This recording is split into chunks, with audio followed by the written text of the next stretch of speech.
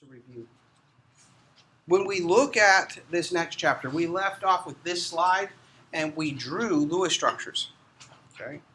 We learned the steps to do Lewis structures. There's one thing else that we want to talk about. These are all covalent bonds, but we have to decide, are they equal sharing of electrons or are they not equal sharing of electrons? To do that, we have to look at a particular trend. And in this case, we're looking at the trend of electronegativity. Okay? And so, if I take a difference between the two atoms, okay, the electronegativity is the attraction to an electron or wanting to have an electron, and usually one of the atoms will attract the electrons more, so the electrons tend to be closer to that atom, and then that side becomes a little bit negative, the other side becomes a little bit positive. In our first example right here, are the electrons closer to either one of these? No, they're right in the middle. Why? The electronegativity of an iodine compared to electronegativity of an iodine is exactly the same. It is like two individuals, the same individual, pulling on a tug of war. If they're exactly the same strength, the rope should never move. What about in this ammonium ion? Okay, there is an electronegativity difference between the nitrogen and the hydrogen. Okay, I'm only going to describe one because they represent all of them. All right, and in this case, I'm going to use this, meaning that this side is a little bit positive, this side is a little bit negative because the nitrogen is much more electronegative than the hydrogen. Okay? Here, I'm going to use this to say that oxygen is a lot more electronegative than carbon, and so the electrons tend to be closer to oxygen. I could also write this partial negative, partial positive as a different way of writing it. And I say it's a little bit negative on this side, it's a little bit positive on that side. Polarity is going to become very, very important to how things really work in the real world. We will continue to deal with this. Now, we write the Lewis structures, and if we follow every rule and everything has an octet, we feel comfortable about the drawing that we drew. But to prove to ourselves, is this a good Lewis structure or is there a better Lewis structure, we always need to check with formal charge. Now, formal charge is a total calculation that just allows us to check if the drawing that we made is better or worse. And we have to make a couple of assumptions. Formal charge is this. We assume that every atom has the same electronegativity. We know that is not the case, but to do the calculation, we assume that. Okay? The most stable drawing has the lowest number of charges, meaning if it is completely zero, it is as happy as it can be. Okay? Now, if you have an ion, there's going to be charge. And so some Lewis structures do have charges, and they tend to be equal to the charge of the ion. So we might actually need to have some charge, but if you can get zeros everywhere, that's the best drawing you could have. Okay? We count the electrons differently than when we count for octet.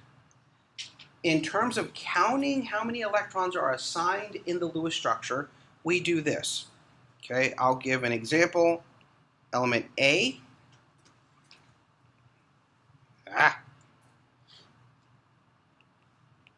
All right. We would count on this atom A, the way we drew this, all right, all non-bonding pairs are associated to A. So in this case, I would count 1, 2, 3, 4. 4 are assigned to A because they are non-bonding pairs. They only associate to A. Now, then we have these electron pairs. In octet, A has 2, 4 represented around it, but in Lewis structure, what I say is the electronegativity is the same for A and whatever it's bound to, So one of these electrons goes to A, the other electron goes to the other atom. And for this bond, one is assigned to A and one goes to the other atom. And so for this, I would assign 1, 2, 3, 4, 5, 6 electrons are associated to the atom A in the way I drew it. Okay? So I count it differently. I would assign 8 electrons to it, counting it octet, seeing that it has 8 electrons around it. That makes it happy. But for Lewis structure, I would assign 6. Now, to calculate a formal charge, you do this. You take the number of valence electrons that every atom contributes, and you subtract the numbers you assigned using the drawing. And so carbon brings in 4 of its valence, okay? And the way that I drew this, I assigned 1, 2, 3, 4, 5. So I subtract 5. I come out with a -1. On the other hand, nitrogen has 5 valence electrons, and the way I drew it is assigned 1, 2, 3, 4, 5. 5 minus 5, pull out your iPhones, you get 0. And so I would assign a charge of 0 here and a -1 there. Now, cyanide has an overall charge of a -1, and in this case, this is how the atom would look. Okay? And that's how we would get the calculated value. So if I take a look at these, this ion, I go back and I would say, okay, nitrogen brings in 5, carbon brings in 4, sulfur brings in 6.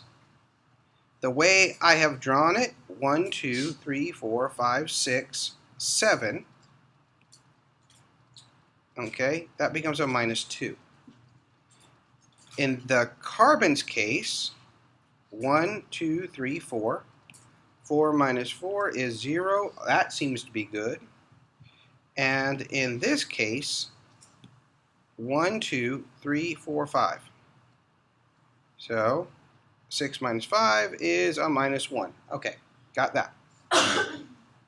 Nitrogen brings in 5, carbon brings in 4, sulfur brings in 6.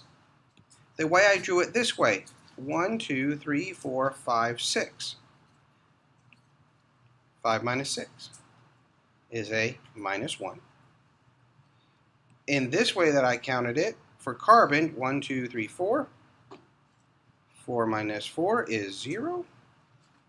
And in this last case, 1, 2, 3, 4, 5, 6. 6 minus 6 is 0. If I compare the two, the second one is much better than the first because there's less charge overall.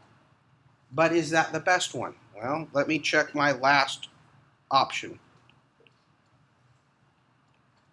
You're going to end up in a place where you can write multiple ways or to fulfill a Lewis structure. And so in this case, 1, 2, 3, 4, 5.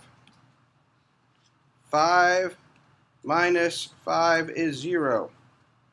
In this case, carbon, 1, 2, 3, 4. 1, 2, 3, 4.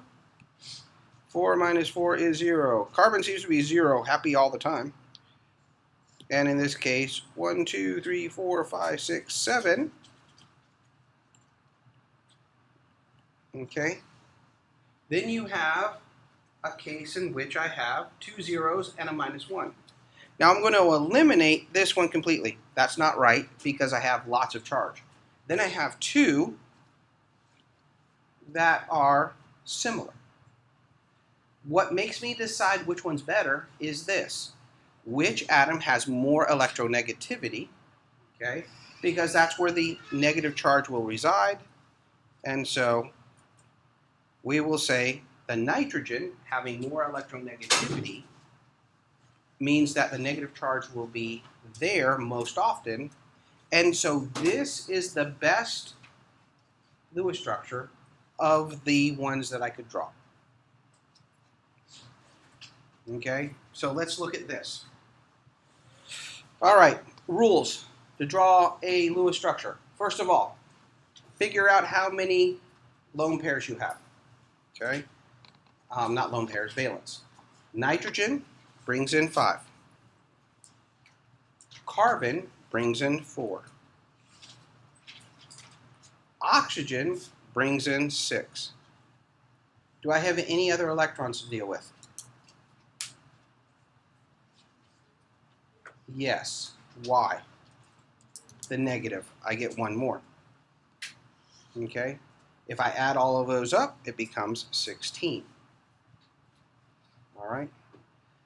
All right, let's draw this in terms of, all right, let's put all of the ions together.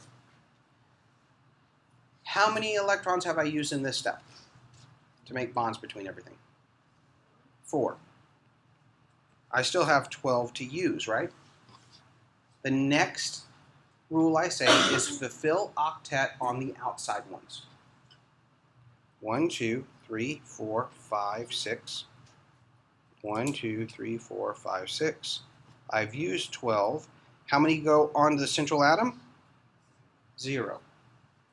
Octet has been fulfilled on the outsides. Now I got to check the inside. Does the inside have a octet? No, it only has 4. What do I use now? Double bonds or triple bonds if necessary. All right, I'm going to take 1 pair of electrons and throw it in. Let's see if that helps. Oop. Something magically transformed in that. All right. Does that fulfill octet yet? No. So I'm going to throw in 1 more just to be fun.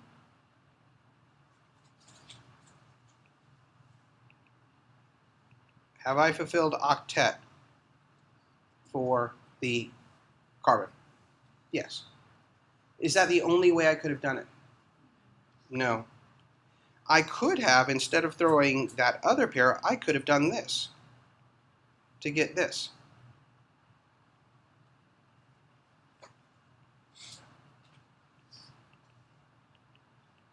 That fills octet for all 3. Okay? Is that the only way I could have done everything? No. I could have started on this side.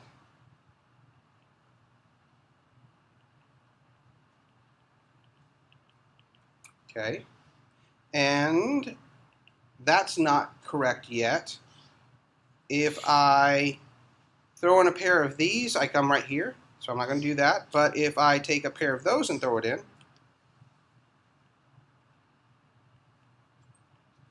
I get this possibility. In drawing, I have now gotten 3 separate ways to do this. I haven't violated any of my rules to draw Lewis structures at this moment in time, but remember, this is an ion, so there's a charge somewhere around. But I don't know which one's good. This is where formal charge comes into play. Okay? And so, these are my options that I just drew. But if I do formal charge, nitrogen has 5, that brings in, carbon has 4, oxygen has 6. Nitrogen has 5, carbon has 4, oxygen has 6. Nitrogen has 5, 4, and 6. The way I drew it here, how many electrons do I assign to nitrogen? 7. Minus 2. How about carbon? How many did I assign drawing it this way? 4. 0. How many oxygen? How many did I assign it in the way I drew it? 5. Okay. All right. There's a little bit of difference here. How many did I assign drawing it this way here for the nitrogen? 6.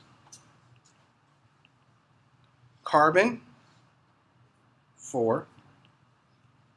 Oxygen, 6, right?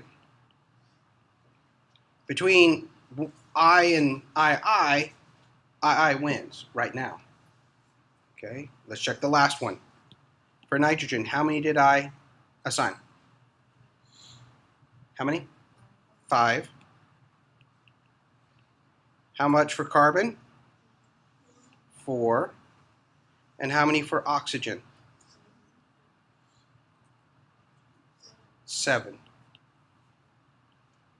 All right, I eliminate this completely. I have 2 possibilities. Which one is more electronegative? Because I have one has charge in one and the other one has a charge, so nitrogen and oxygen. Which one is more electronegative?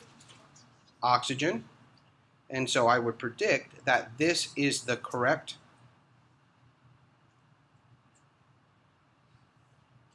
structure. And that would be the correct structure. Now, granted, these were very complex ones. Okay, they had 3 possibilities, and you had to decide between the 3. Okay, but you use formal charge to decide. But you should use formal charge every time you write one, just to check.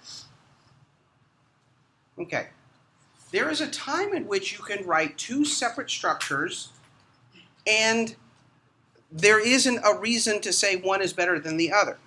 Because if I do formal charge here for oxygen, all right, for this one right here, 6 minus 1, 2, 3, 4, 5, 6. 6 minus 6 is 0 for that one. For this one, 6 minus 1, 2, 3, 4, 5, 6, 7 is a minus 1. And for this one, 1, 2, 3, 4, 5. 6 minus 5 is a plus 1. Now this molecule overall has no charge, so a plus 1 and minus 1 balance each other out. And if you do that on this side, this one becomes a minus 1, this becomes a plus 1, this becomes a 0. I drew 2 different structures, and there's no difference formal charge. All right? What actually happens is there's some limitations in drawing structures, and sometimes if you get 2 structures that are equivalent, what happens is what we're actually doing is drawing 2 possibilities of what is really happening. In actuality, if I numbered these 1, 2, and 3, 1, 2, and 3, all right, what did I say about a single bond in its length compared to a double bond? Which one's longer, single or double? Single.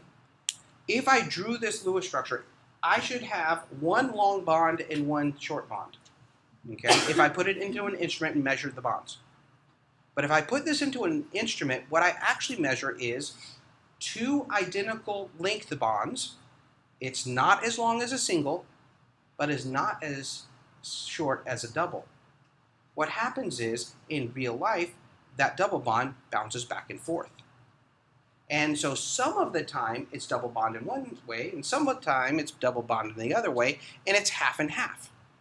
And so another way to write this is this: oxygen, oxygen, oxygen, pair, pair, pair, pair, pair. And sometimes there's a double bond on both sides because it's going back and forth. All right? And so this is called resonance, where the double bond jumps back and forth. This exists. And it's kind of like a propeller going, and if you take a picture of a propeller, you can catch the propeller in one angle, but that propeller is moving all the time. If you take another picture, it will be in a different angle, but that propeller is still the same thing. We're just looking at what's actually happening. Something dynamic is happening. Something is moving.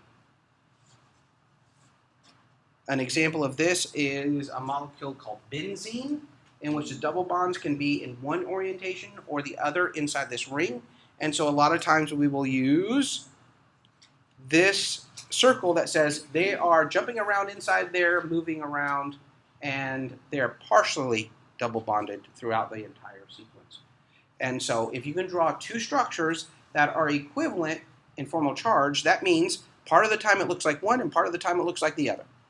And it's called a resonance structure. And so let's draw a resonance structure of this particular ion. Okay, What's my first rule? Tell me what I need to do first. The problem isn't that it's difficult. The problem that, what you are doing to solve things in chemistry is, what is your strategy? What are the steps? So the first step I have to do is identify what? The electrons, the valence electrons. So how many come from hydrogen? 1. How many come from carbon? 4. How many come from oxygen? 6 each, but I have how many? 2. So I have 12 there. And do I have any other electrons? Yes. I have from the negative charge 1 more.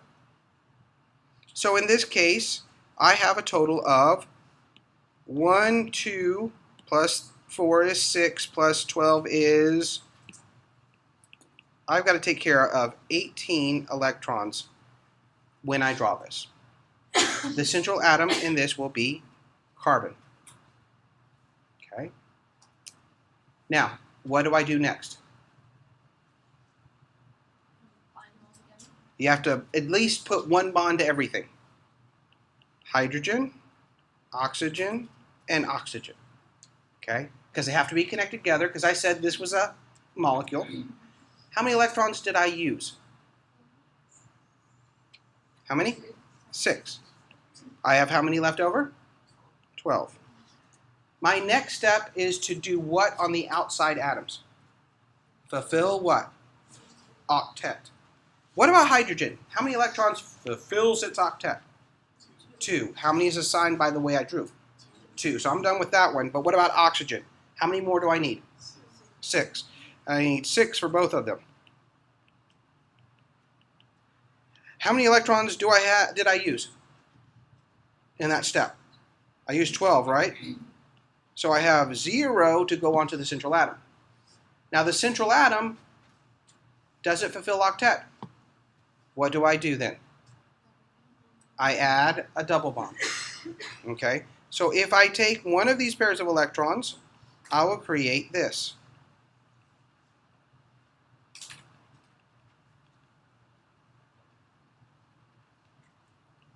Okay? What is the other option I have? Well, instead of using that oxygen, I take... No. You just did not do that to me. Sure. Okay, here I go.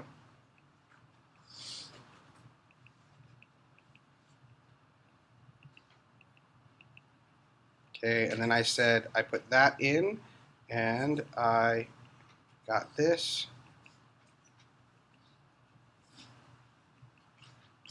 The other option I can have is this. I could do this instead. And I get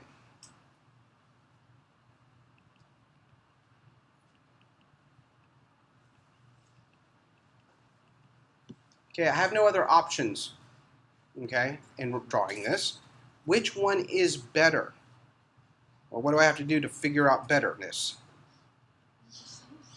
I have to do formal charge.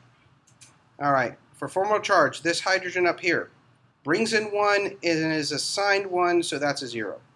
The carbon brings in 4, and as I look at this, it's assigned 4. 1 for each bond, that's a 0. I look at this, oxygen that has a double bond, oxygen brings in 6. The one around the double bond has 2 lone pairs, 4 accounted completely, and then 1 from each of the bond is 6, so that's 0. And the one that has a single bond has 6 electrons, and the way I drew it, it's got 3 lone pairs, a total of 6, plus 1 from the bond. It's a -1. That looks the same as that. The carbon looks exactly the same, and then the oxygen has a single bond, and the oxygen has a double bond would look exactly the same. So formal charge, I can't tell you one is better than the other. Now, I haven't drawn these correctly, because I said that that group has a -1 charge. A happy element should have total zeros. But since this has an ion, there has to be charge somewhere, and that charge resides on an oxygen. The most electronegative atom in this molecule is an oxygen. So I have negative charges on oxygens. That's okay. I only have one minus, and that's the charge of the ion overall, so that's okay. And I have zeros on 3 of the others. And so what I would say is between these, it flips back and forth between those two. That's a resonance structure. Okay?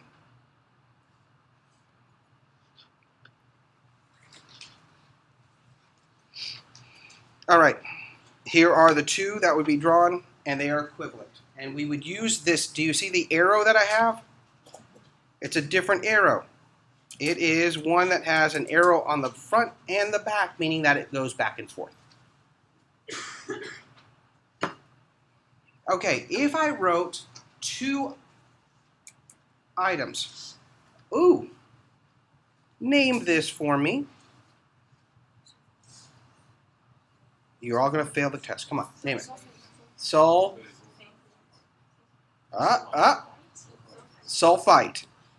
Name this one for me.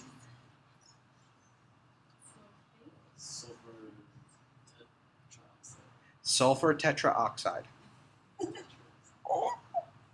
Okay, wait a minute. Why in the world? This is an ion. Ions have names, and you got to memorize them straight up.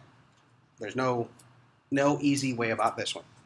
But when I looked at this thing, it doesn't have a charge, so it's a compound. What kind of compound is it? All nonmetals.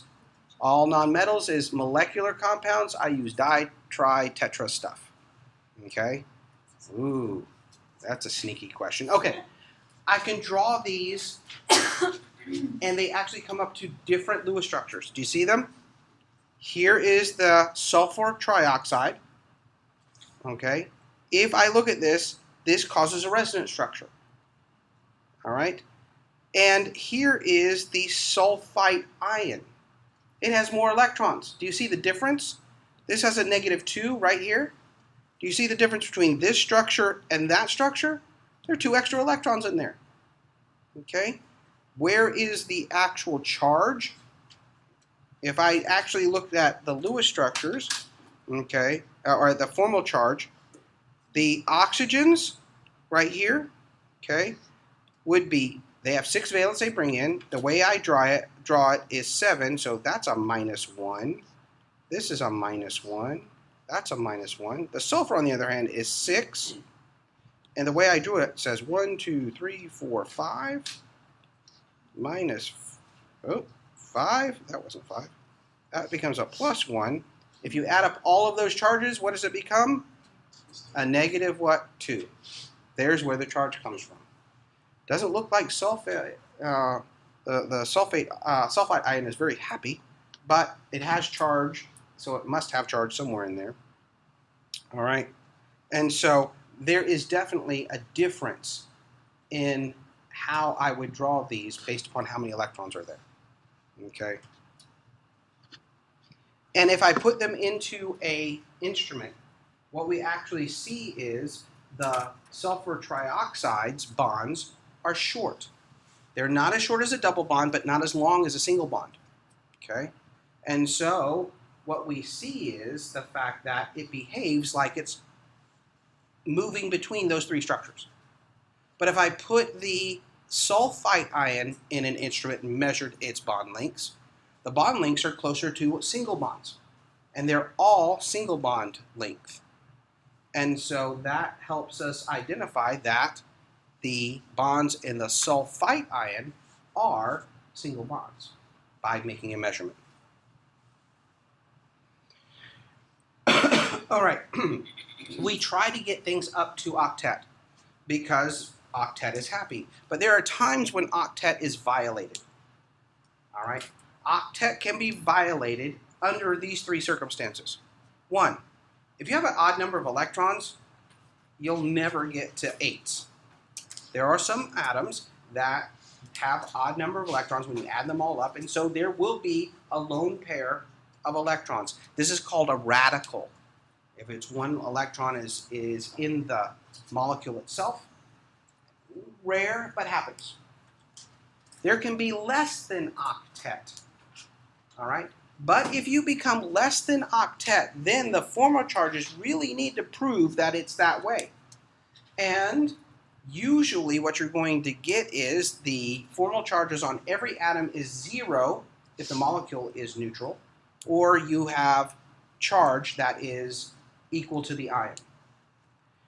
More than often, the violation of octet is more than octet for things that are really strange. But again, you must draw a formal structure that has lots and lots of zeros to prove to yourself that it is, or if there's one that has a charge, the charge needs to be there. Okay?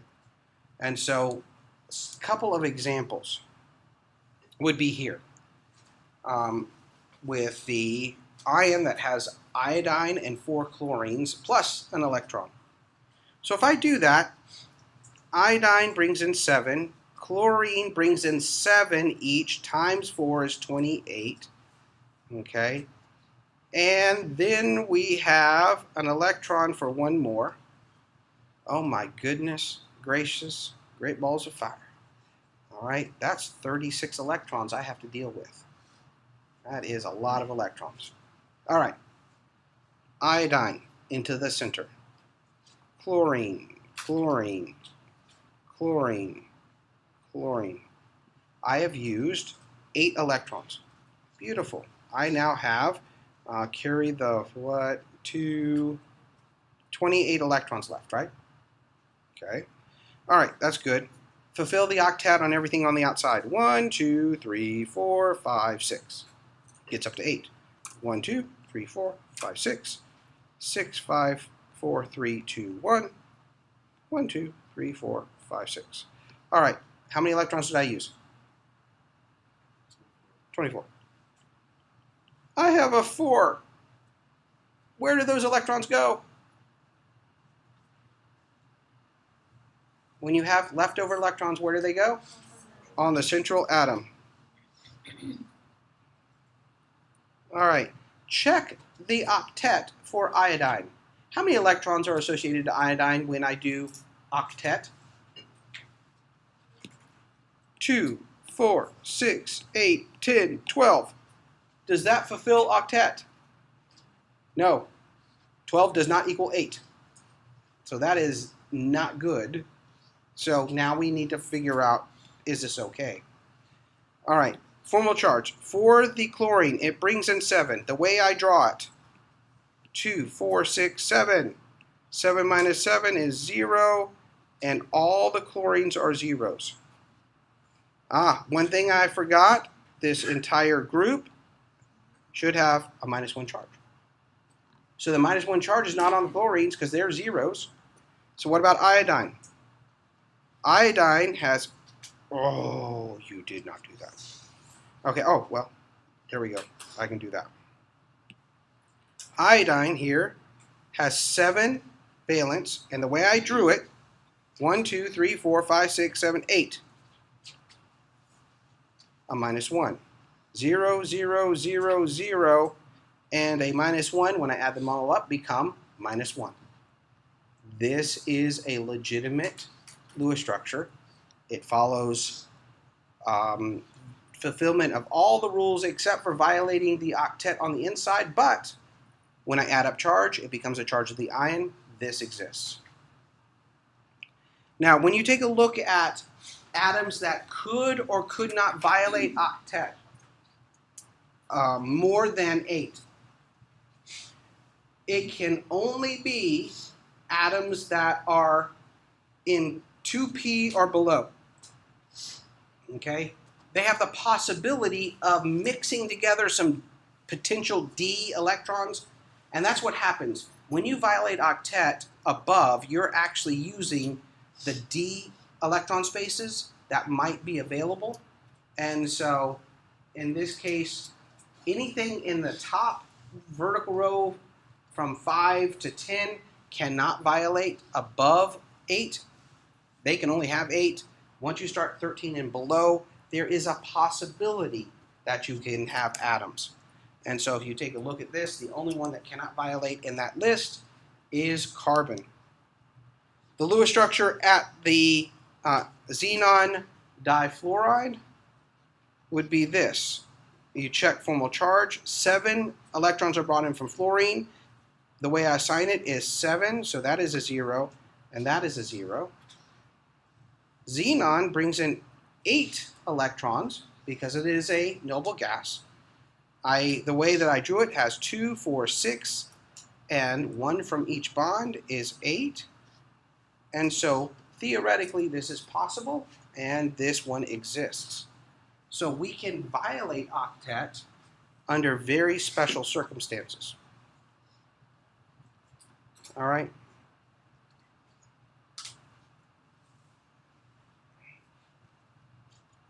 Okay. Now, what we do need to know is that why in the world are we drawing these things out? All right? It is the first step to looking at atoms in 3 dimensions. That's really the purpose of why we're drawing these, is to, from a piece of paper, what does this look like in real life? And so what we really need to know is how many things are bound to that central atom and how many electron pairs are around it. What we're really going to do is talk about something formally called electron domains. Okay? And so in this case, what we're going to do is look at this central atom A. Okay? And we're going to count how many spaces or areas do I need for electrons. Well, lone pairs need a space, so that is 1 domain. These single bonds need a place for to be. Those are domains also. And this double bond, since they are paired together, also need a space. So around the central atom A, we have 4 domains that have to fit around this central atom and have a place to live. Okay? And so we're going to count domains this way. Lone pairs are a domain. A single, double, or triple bond count as an additional domain each. Okay? And this is why we need to know how many domains there are. When I look at a central atom, I'm going to have certain number of domains around it, certain number of electron pairs that I have to accommodate. Electron pairs, what charge are they? What charge are electrons? Negative. If I have electrons, 2 electron pairs, do they want to be close to each other? No. What electron pairs do is they repel from each other as far as possible. That's the principle. And this principle gives us the VSEPR principle, the valence shell electron pair repulsion theory. What does that say? All the valence electrons are going to have repulsion against them, and they're going to try to get as far away as possible. Okay? There are 5 ways I can do this. Okay? We need to define how many domains we have. 5 ways I can do this. And this is what we're going to actually eventually do. I give you a compound, like this compound named ammonia.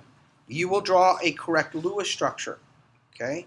You will count how many domains. There's 1, 2, 3, 4 domains, which places it in an electron domain, 3-dimensional geometry. And from that, this is where all the electrons live, we can eventually get to what the molecule looks like and give it a name. In this case, it looks like a little pyramid, but it's a triangle pyramid, so it's a trigonal pyramidal. Okay? And so, there are 5 electron geometries. If I have 2 pairs of electrons, here's the central atom where my finger is. This is an electron pair, this is an electron pair. This is as far apart as they can get away from each other. 1 on each side. What would you consider this angle to be? 180. This is as far apart as they can go. Because if I go any further, then these 2 sides get together. So this is as far apart. So this is the first one. This one has a name. It's called linear. Got it? Okay. Now, I'm not trying to trick you, right? Linear. Okay. The next one has 3 domains around it. 3 domains. This is as far apart as they can get in 3-dimensional space. Okay? It's a triangle, it's a plane, it's trigonal planar. What is the angle distance away from these electron pairs? 100 and, you know? 120. This is as far apart as they can get. This is a trigonal plane. Okay? This one is the most often seen one. It's called a tetrahedral. Okay? Because it has 4 domains, electron pairs, so it would be 8 electrons represented here. All right, it's a tetrahedral. Now this angle is really weird. It's 109.5. So this is as far apart as they can spread. Okay, tetrahedral. 109.5. All right. All right. 5 electron pairs. This is a trigonal bipyramidal, or bipyramidal, some people say. Okay. It is a trigonal because there's a triangle here, and it's got a pyramid on top and a pyramid on bottom. Bi is 2. Trigonal bipyramidal. Okay. I'll talk about the angles later. And this is the last one. Octahedral has 6 electron pairs. What is the angle here? 90 degrees. 90 degrees, 90 degrees. Actually, you have a 180 from the top, middle to the bottom. There's a 180 degree one in here. But this is octahedral. Okay? You got to know the names of all of these. What's the name of this one?